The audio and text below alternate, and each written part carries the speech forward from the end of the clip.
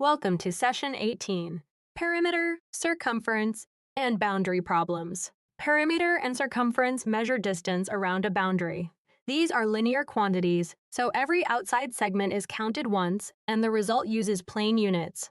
Real situations may include gates, openings, repeated rotations, or missing sides. By the end, you will be able to do the following. Find perimeter of polygons and regular figures. Use c equal pi d and c equal 2 pi r. Solve backward for an unknown side, radius, or diameter. 3 ideas organize the lesson. First, perimeter adds every exposed outside segment once. Circumference is the perimeter of a circle. Openings and repeated rotations change practical boundary totals. Worked. Example 1. For a rectangle 12 centimeters by 7 centimeters, add 2 lengths and 2 widths.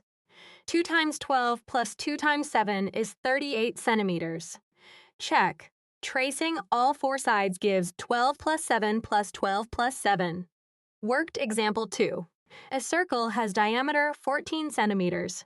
Using pi as 22/7, circumference equals pi times diameter, which gives 44 centimeters. Check. A circumference a little more than 3 diameters should be near 44.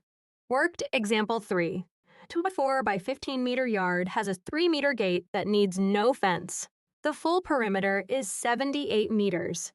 Subtract the gate opening to get 75 meters of fencing. Check. The material total is slightly less than the full boundary. Watch for this common error, multiplying length and width when the question asks for boundary length. Correction. Trace the boundary, select the polygon or circle relationship, adjust the context, and verify that every required exterior length appears once. For more lessons and focused practice, visit bridge2exam.com.